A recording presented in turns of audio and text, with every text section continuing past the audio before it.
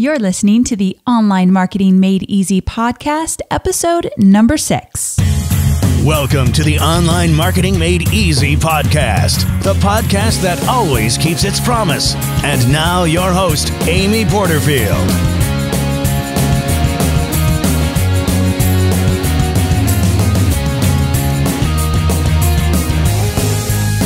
Well, hello there. Welcome to another episode of the Online Marketing Made Easy podcast. And today we're talking about online launches. And this topic is a pretty big one for me because online launches are actually how I got my start in the online marketing world.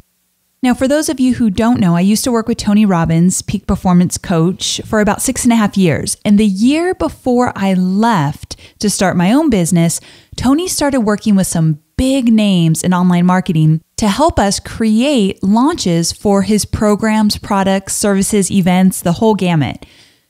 So what Tony did is he brought in the best of the best. I mean, that's just how Tony works. He always finds the best, who's doing it right, who's getting the biggest results, and he brings them in to consult. So we got to work with Jeff Walker, Brendan Bouchard, Frank Kern. If you don't know those names, they're pretty big online marketers who do significant launches online, meaning multi-million-dollar launches with huge success.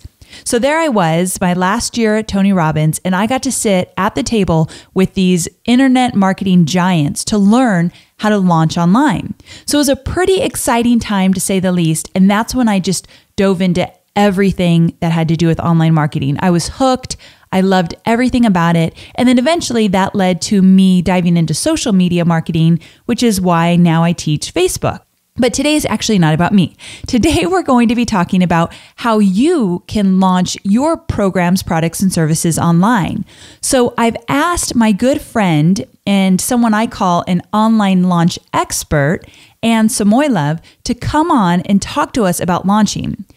Now, Anne's been part of some pretty big online launches, one being Marie Forleo's B-School, which I talked about in podcast number 3. Anne has done work with Laura Roeder, who's a good friend of mine and also a social media expert.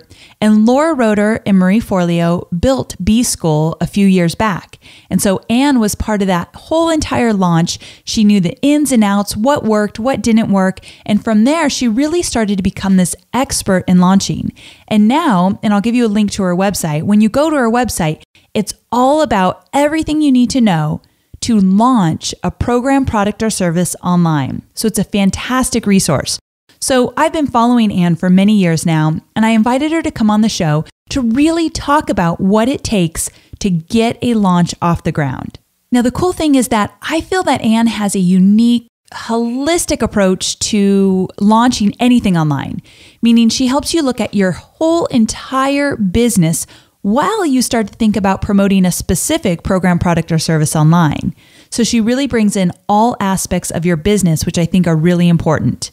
Now, if you're doing business online, it's a strategic and smart strategy to think about promotion of your products in terms of launches.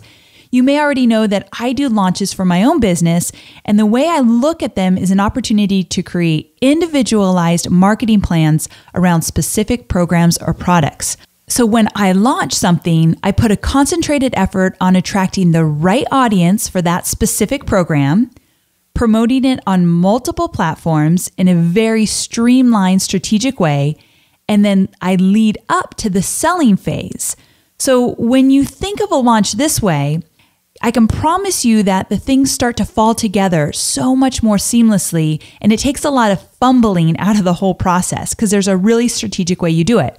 Plus, and here's a big plus, when you do launches, you don't have to be promoting and selling every single day of the year.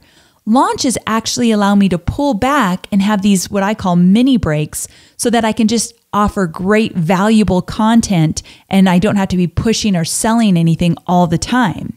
So it really works in a way to add value as well as make money when you do promote. And when you're just going through those mini breaks where you're just adding value and you're not promoting or selling anything, that's when you start to build up the affinity with your audience. They start to trust you more and they see you as an authority. So launching allows you to not have to sell and promote all the time. So that's a huge perk when you create online launches. So a little housekeeping before we get started. I wanted to remind you that all of my show notes are on my website. So this is episode number 6. So you can grab the show notes at amyporterfield.com/6, the number 6. So I'll include all the links that we talk about in this interview, plus some valuable resources, some great articles from Anne's website to help you get started with your program or product launch. So make sure to check the show notes out at amyporterfield.com/6. Now let's jump in. Anne, thanks so much for being with us today. I really appreciate it. Thanks, Amy. I'm really excited to be here, actually. I think we have a lot of good stuff to cover, and launching is such an important topic when we're talking about online marketing or just any type of marketing. So I think that people are going to find a lot of value. And of course, that's why I invited you on the show today. So before we jump into all the specifics about how to launch a product, program, or service, let's first start at the beginning and tell people a little bit about who you are and how did you even get into teaching people how to launch? Well, I think that the best way to talk about it is to just kind of let people know that, I started working in production and visual effects and animation in Los Angeles. So I was managing extremely technical projects from idea to delivery, which is a form of launching. And I was kind of burned out on that world, but that's my genius and that's my skill. And so I started looking online, and my very first experience with launching and just getting into that world, and I didn't even know it was actually going to be launch.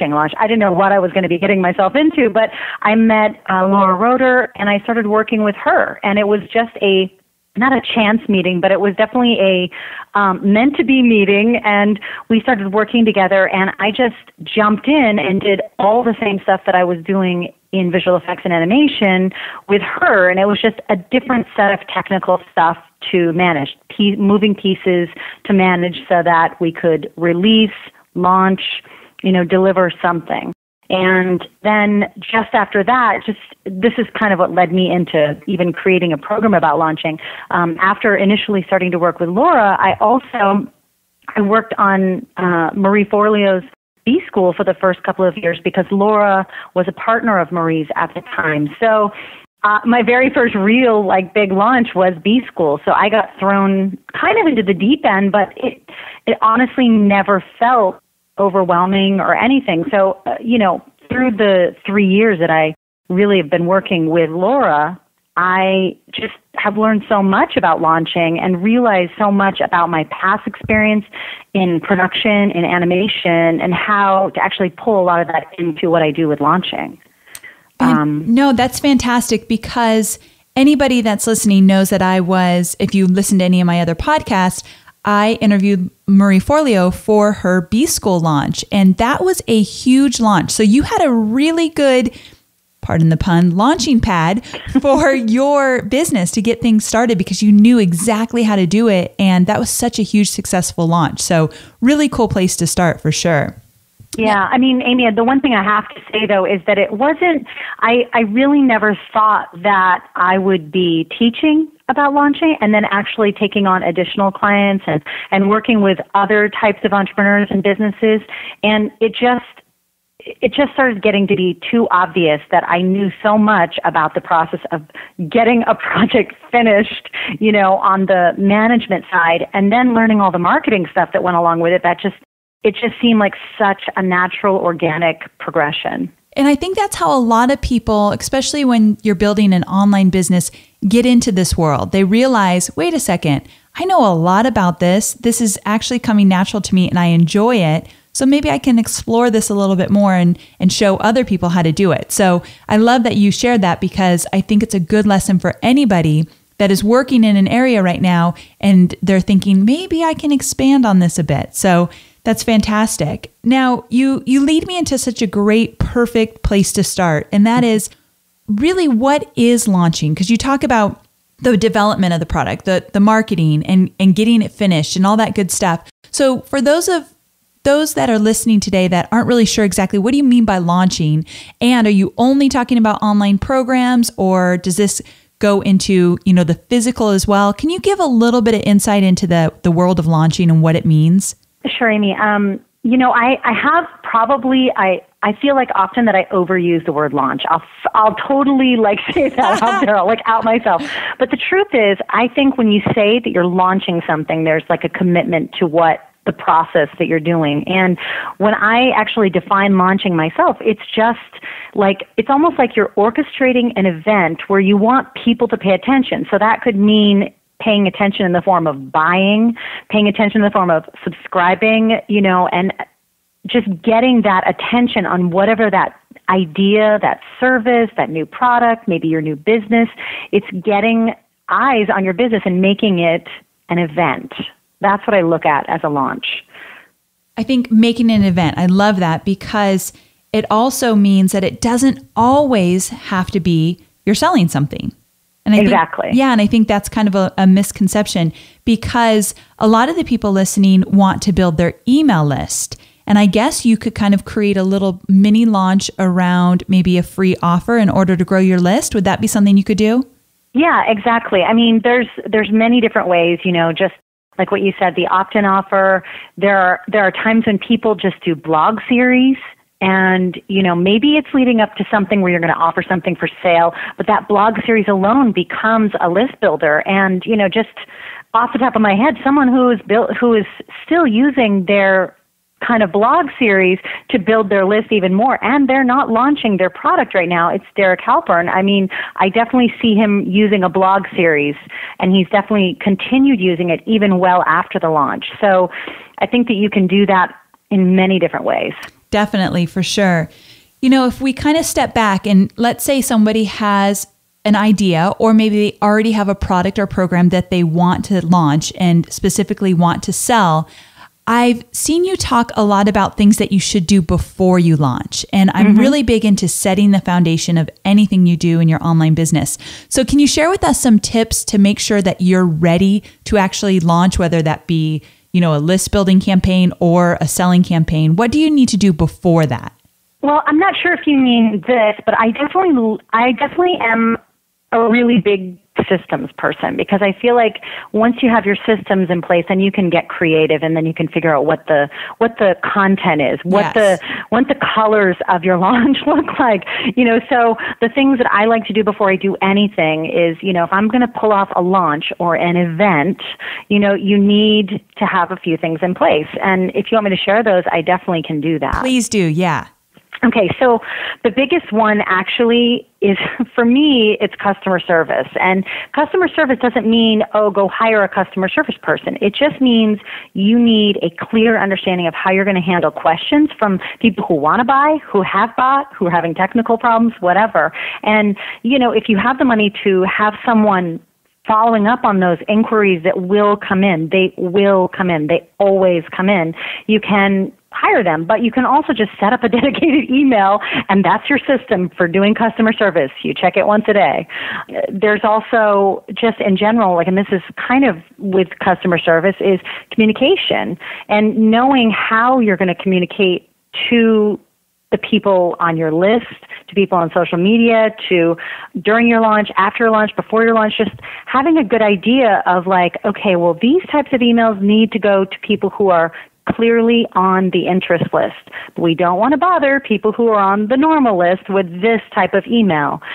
Just having a clear idea of that. And the way to do that really is just to take a huge sheet of paper and map it out, or use a Google Doc and just kind of write out the different types of communication that are going to be going out, and be really clear about who is getting them, when, and the communication piece is a big one for me. I'm always thinking about not sending too many emails, making sure that they're the right types of emails, all that.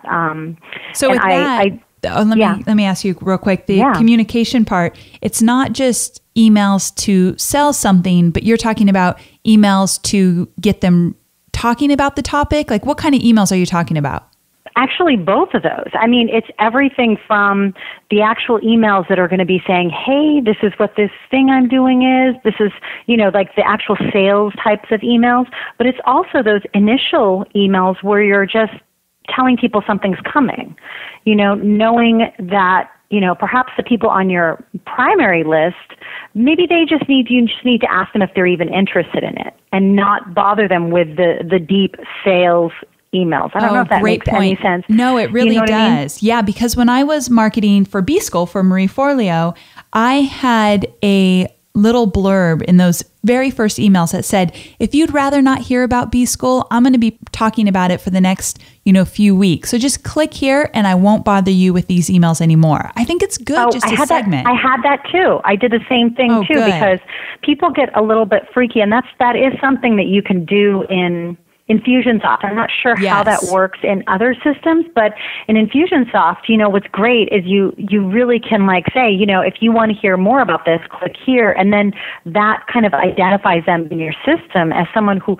absolutely for sure wants to hear about what you're talking about. And I'm really respectful of people's inboxes, because I don't want to, you don't want people jumping off your list, first of all, but right. You also want to make sure you're targeting the right people. So communication is just such a big topic, but just at least knowing who you're communicating with, like you're just going to do PS mentions in your newsletter, or you're just going to email your interest list only, like a specific group of people about the actual launch, know who you're going to be talking to. The other system, which is really just more of like an operations thing, is having a really clear who does what map or chart.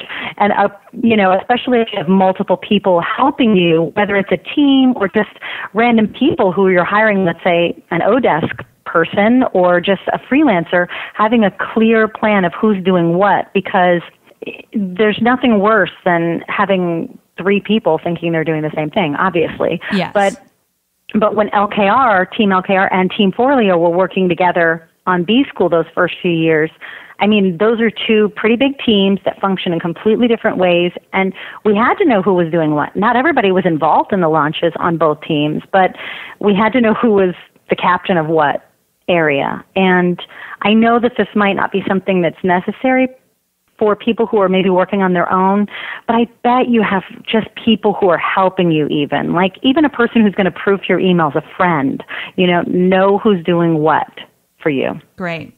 And, there are other systems, but the other more technical one that I really think, it's actually worth it if you don't know how to set it up to get someone to set it up for you, are your analytics and tracking. And that means simply Google Analytics or some other, there's obviously, not obviously, but there are other more complex systems and companies that set up tracking for knowing what your traffic is, where people are coming to your website from, all that. But Google Analytics, it's a free tool. We all know it. We all love it. But I can't tell you how that turned around where I focused my attention during a launch, because once I realized most of the people who were subscribing, liking, and signing up for the launch for my product were from Facebook, I didn't spend so much time on Twitter. Yes, that is huge. Knowing where the activity is going or happening from allows you to actually do less, but concentrate on really what matters. Yeah, great point. Amy, that during a launch, the time, first of all, is super limited, and your energy is also limited. You don't want to be spending it running around to all these sites. Don't be posting on Pinterest if no one's coming from there. Right. You can play with that at night, but don't spend your time on your launch, having to cover every single social media network. Yeah, definitely. So know where people are coming from, and knowing that is Google Analytics is perfect for that. And then actually there's one more that I can tell you about. I'm not sure why I didn't mention this first, because this is my kind of thing, and that's having a schedule. Even if it can be altered, I really feel like a schedule is a system. And even if it's just a simple Google Doc or a simple document with a list from top to bottom that all the pieces that have to be done until the launch finishes, having that list done in advance really helps. It really does. I'm working on a launch of my Facebook Marketing Profit Labs right now, and it's a program I do quarterly. And I was just writing out a project plan, a schedule of when things need to happen. What always happens to me is I think I have so much time to prepare. And I'm thinking, holy cow, that one thing needs to get done this week, or it's going to mess everything else up. It's a little bit of an eye opener the first time or the first few times you do a schedule. Would you agree? Yes, I definitely would agree. And, like that's why I don't feel like many people talk about your schedule being a system, but it can be a system because if you do it the same way every time. And I don't know, I find that doing and maybe this just comes from working with Laura Roeder. She always would make this list. And at first I was a mind map person. Like I was trying to make it more of a visual, like what's happening where. But I think she just got me into her way, and she just makes a list down. And then I'll go through it and I will, futz around with it, add things in. And the great thing about a list is it's also easy for most people to look at. So if you need another eye on it, you can get another eye. However, I want to add that, you can always use better planning, task management tools, but you should have them set up in advance. So if you're going to use Basecamp, don't wait until you hire someone to get up to speed on how to use it. Or if you use Rike, which is a tool that I've used often, don't wait until the second before you launch to use it. So set it up well in advance. Try to write everything that you're going to need to get done during the launch in whatever system you choose. No, I like that. Planning ahead, scheduling. These are such great points for anybody who's thinking of creating some kind of launch around a program, product, service, list building, whatever it might be. So just to recap, we've got customer service, emails, which is communication, who you're going to mail to, when you're going to mail, who does what, which is really important. Even if you have a small team, I have a very small team, but I'm always talking to my team and making sure they know what they're doing. And then analytics and tracking, so you know where people are actually clicking and what they're doing and where they're spending their time when it comes to your launch.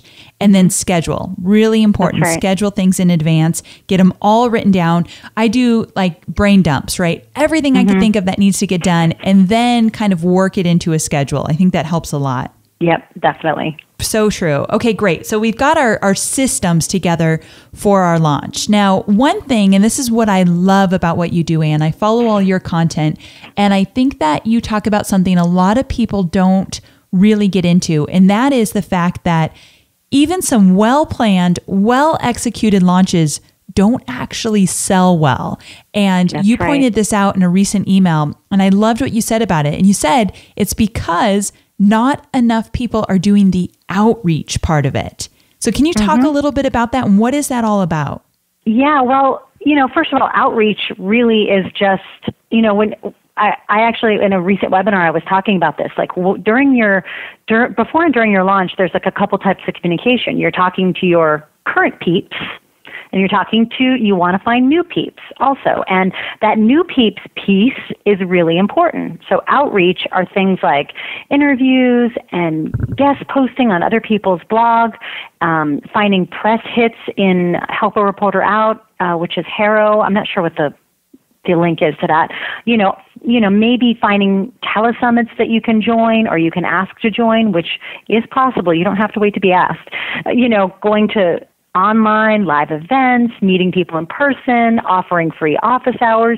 There's like a never-ending way that you can just open yourself up to getting new people in to find out what you're doing. And, I just have seen this too often, and this happened on 2 different launches that I worked with people, and I kept telling them how important that outreach was and how important it was that they even have like a handful of guest posts come out during their launch week, and getting that like last hit of people coming in exactly when they're offering something. And because they didn't do that, because they didn't spend the time doing that, maybe they were spending time on something that really didn't have a return at all for them, their results were not what they wanted.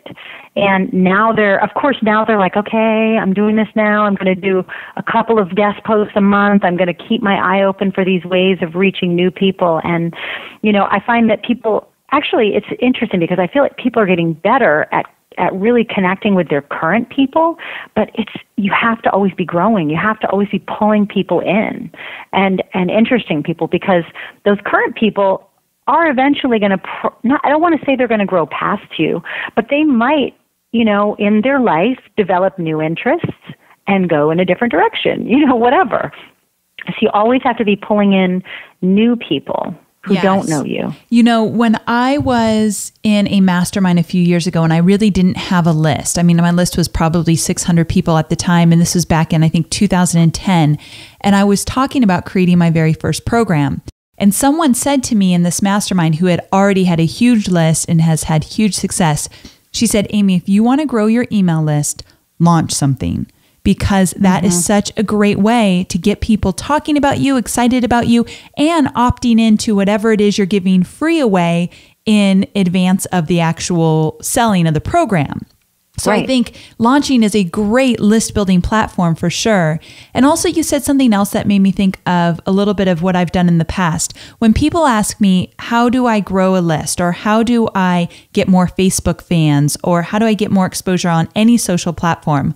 I always say, get active outside of those platforms. So get active outside of Facebook, get active outside of Twitter. And what I always mean by that is guest blog posting. I really do believe that put me on the map. I would guest blog post anywhere anyone would have me that had a solid audience. So, you know, guest blog posting really changes the game. Also, like you said, getting invited to be on teleseminars or webinars where you're a guest in maybe a bigger program. I think that's such a great idea you shared there. And that might mean that you need to call someone and say, hey, if you're ever in need of this type of content, XYZ, definitely think about me. I'd be more than happy to share it with your audience. You're not selling anything. You're saying, I'll give free content away because, of course, it's going to be great exposure for you. So finding all these outlets to get active outside of where you think you should be spending all your time is just, it works phenomenal. My Facebook fan base grew because I did all that. So I'm so glad you shared that here.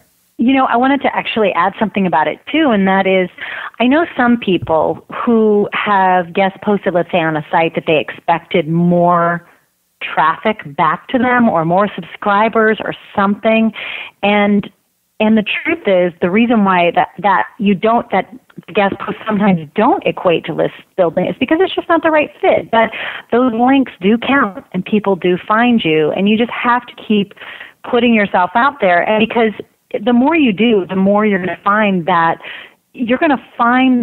let me back up.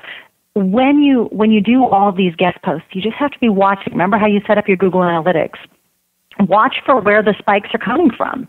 You know, at first, when I did this ebook, like way before launching it, was like, and it was great. I really still am very proud of it, but I did a guest post on LKR, and I'm like, oh yeah, I work with LKR. I'm going to so get sales for this. The traffic from LKR was not even, it didn't even, why do you think that is? Why do you think that is? Well, because it wasn't, at that time, I wasn't writing about what her audience wants to read about. And then, now that I'm a contributor for the site, she is like one of my top referrers for not only traffic, but also subscribers. But it was just the tweak in the content. And so now what I do is I actually look for the spikes to give me that clue that I'm with the right audience. So now I know that LKR's audience is potentially interested in what I have to talk about. Also, I recently did a guest post on ProBlogger, which I was so excited to get, but I really just asked for it. And also there, huge spike in traffic and subscribers.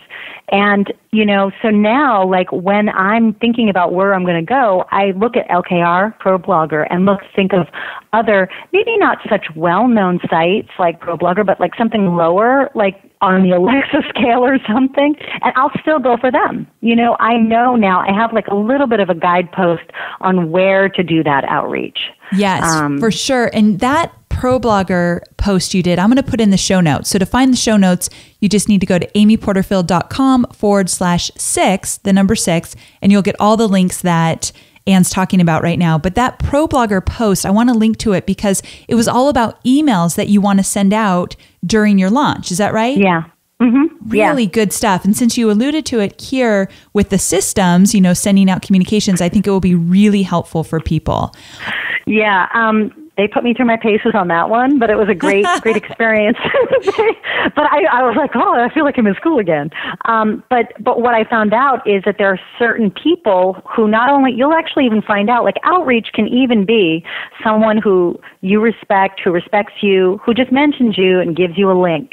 That's outreach too. Yes. Like, because the point is getting a link to you in front of other people's audiences, giving someone a piece of you on someone else's site so that they can go, oh, who's this Amy Porterfield person? Click. Yes, exactly. I had a situation the other day where I have a good friend, Rich Brooks, and he just started a brand new website called The Marketing Agents. And he was telling me, he was just sharing with me how his site's doing. And he said, I just wrote this really big post about SlideShare and why I think it matters to people's business. Well, he was just sharing with me what he's doing. Well, I just happened to finish a podcast with Mike Volpe at HubSpot where we talked all about SlideShare. So I said, Rich, I should link to it in my latest blog post because that would be really valuable. I would have had no idea that he did that if he just wasn't bringing it up in casual conversation with me. So you've got to talk about your stuff. Exactly.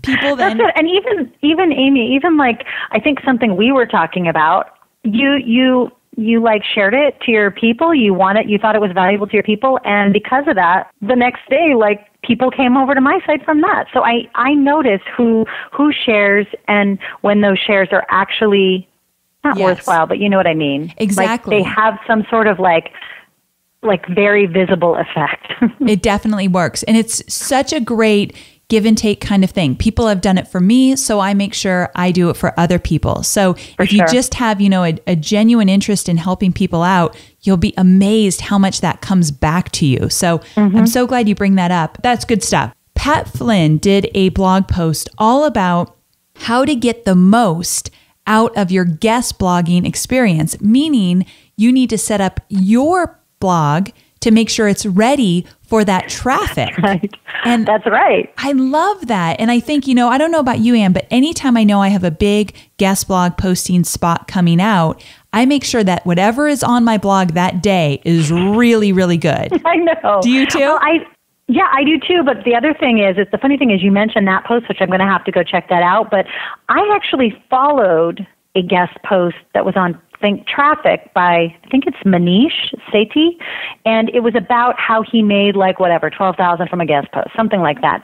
And it really just gave the framework of how he pitched a guest post and what he did. And I followed it. I made a little landing page for the pro blogger people and something very special just for them that was pulled out of my program. And that actually really helped. And I made sure that the blog post that was live on that day was at least somewhat relevant to those people. Yes, going that extra mile, doing the work outside of just the guest blog post that you probably spent hours and hours writing. Because I wrote for Pro Blogger one time, and I remember that was a lot of work, but it was so worth it. So I'm so glad that you got that opportunity. But doing the work outside of it, you'll be amazed. And all of this comes back to when you're ready to launch, you now have a solid foundation. You've been growing your list. Right. You've been getting the exposure. People have been talking about you. And that's a great formula for a fantastic launch. So I'm really glad we touched upon that because that outreach is essential to a successful launch. That's right.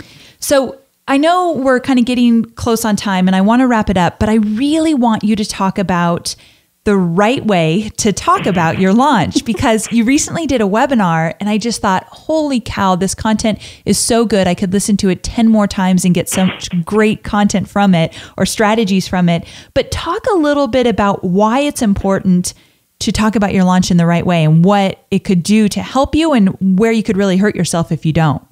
Well, really, the right way to talk about your launch is so that people will respond. And you have to talk in a way that you don't want to be purposely leading people to say a specific thing, but you definitely want to speak in a way that requires a response. And this is I always give props to the sources of where these things come from.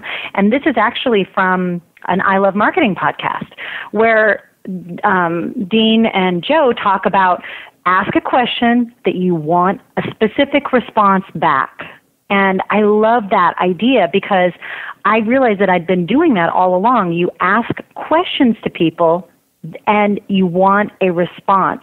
And if you're not getting you'll know if you're talking the right way to people about your launch if people are responding. If you're not getting any clicking, any emails, any comments, then you're not talking about it the right way. The right way gets a response. So give me an example of what that might look like, what you might talk about and how you know you're getting that response.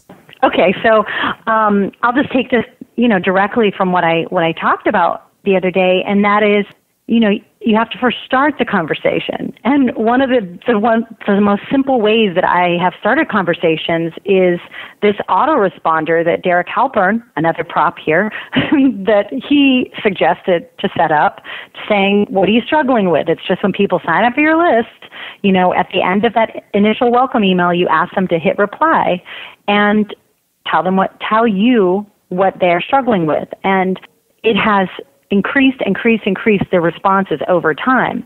But that initial little conversation starter, which is just me asking a question and them responding, the way that actually turned into something that was for my launch really was me responding to them and just saying that I heard them and maybe answering their question or whatever, nothing crazy, no salesy, anything.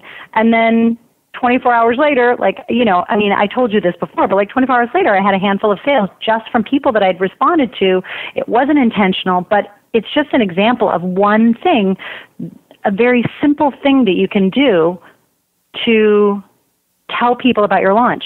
It's a personal way that you can connect with people who are interested because they've already responded to something you've asked them. It's just a back and forth. I don't know if that makes any sense. No, it does. Getting people to actually reach out to you and you getting the opportunity to then in turn let them know you're listening. You're actually a human being behind that email.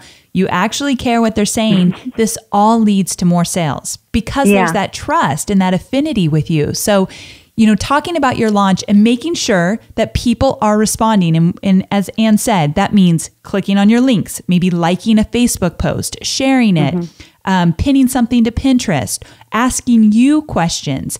All of that is great indicators that what you're talking about is definitely working with your ideal audience. So now it's time to start leading up to that launch. But this is such great information that you first need to get. It's like that intel. Would you agree? Yeah, definitely. And if you're not getting, now a lot of people get the kind of feedback that I don't really feel like it's great for the ego, but it's not really telling you that you're ready to launch yet. And it's people going, oh my God, great post, whatever. But you really want people asking you questions. You want people who aren't your friends, really, having some sort of reaction to whatever you're putting out there, whether it's you sharing a link for other people's content on Facebook that's somehow related to what you're doing. It could be a blog post and someone emails you back. Those emails are such great indicators of people who are interested in what you're doing and really want to hear from you. So they want to hear from you and learn from you. So I see what you're saying. It's a little bit more of a richer exchange than, let's say, like I mentioned, a like on a post or anything like that. It's that real conversation. Yep. No, I like it. And I think it really comes down to what I'm learning all throughout when you talk about launching. I do feel that email is essential. It's like a big part of this whole launch experience. Yeah, it is. And the great thing is that you don't have to be super there were a lot of emails that I've seen in the past 3 years that are very much supposed to pull on your heartstrings or make you feel a certain way. Very, maybe direct response is what they are. But I just feel like if you're just honest, open, hey, this is what's going on. And, some of those things that, I want to make sure I mention this too. That might be just, your normal email that goes out. You put a little PS that says, hey, this is what's coming soon. I'd love to share this with you. If you want to know more about it, click here or something. Just don't be afraid to put it out there in your email, but to be aware of how many emails you're sending. Again, we'll go back to that communication piece all over again. So definitely. I think the number of emails and what you're talking about and how much you're promoting, these are all things that you just want to make sure that when you schedule them, you'll see if you have way too many promo emails in there versus value add, high content emails and all that good stuff. So I think the scheduling and really mapping all of your communication out will paint a very clear picture to you. And it wouldn't hurt to run it by a few people that you really trust and say, this is what my email schedule is going to look like. What do you think? What am I missing? Where are some holes? I always go to friends that I trust and know that they're in the industry to give me some good feedback. Right. And the one thing about that, too, is that you, in a perfect world, you would have all your answers before, but you really just have to, during a launch, you're sending out emails, you just have to be aware of what people, if people aren't clicking, if the open rate is low, perhaps they're not reading emails. Maybe you turn a couple of your launch emails that I'm saying in air quotes here, maybe you turn those into blog posts, because that's something that I did during my launch. If it's not reaching someone through a certain format, if it's not reaching the amount of people that you thought it would or not getting the response, just try a different format. And that's something that really worked well for me. Yeah, that's such a great point. You know, you just made me think about the fact that a launch is fluid. And I don't know if you'd agree with this, but it's not always just black and white what you put on a piece of paper that this is how this launch is going to go. I think there's always those checks and balances, checking out your analytics like you mentioned in the systems conversation. And when you need to change gears or shift gears in the middle of a launch, sometimes that's necessary. Yeah, I mean, the fluid part of launching, this is definitely something I learned, I would say, directly from Marie Forleo, because she was really hot on the analytics. Who's opening? How many people are opening? How many people are signing up? And often I mean, I don't think she would have a problem me telling you this, but like on the day of an email going out, she'd be like, you know what, we need to change this email. And she was on it. She was always looking at how, the comments were coming in, what types of comments, maybe we need to change the next email. So it's definitely setting that skeleton schedule, setting that like plan for your communication, but also realizing that it can and might change. No, it's so fantastic. I love that. Just remembering that launches can be fluid, but you still want to plan just to make sure you have your foundation. I think it's a great lesson for everybody, definitely. And thank you. This is such great information. Launching is a hot topic. Most of my audience wants to do it, whether they're ready or not. They definitely have been thinking about launching. And I think this conversation sets that foundation. It allows them to know the pieces they need to be thinking about as they get ready to create a launch. So I cannot thank you enough for being here today. You're very welcome. I'm a launch nerd, so I can talk about this all day. I know, that's why I love chatting with you. I'm pretty sure that's all we talk about these days, and it's my favorite topic. So where can people find out more about you if they want to find you on the web? Well, they can go over to my website, which you can spell out, but it's annesamoilov.com. And spell it out for people. I'll put it in the launch notes, but you know that's a hard one. Oh, yeah, I'll spell it out for you, too. Good. It's Anne, ANNESAMOILOV.com. And then also, I think you can go to fearlesslaunching.com. I think that will probably get you to the same place, but that's the launching program that I have. Fearless Launching, great. It's a fantastic program. I think anybody that's thinking about launching should definitely check it out. So again, thank you so much for being here. It's been very valuable, and I'm going to put tons of links, a lot of notes in the show notes. You can find it at amyporterfield.com/6. And again, have a great day and thanks again. So that's a wrap up, and I cannot wait to talk to you next time on the Online Marketing Made Easy podcast. Take care, everyone.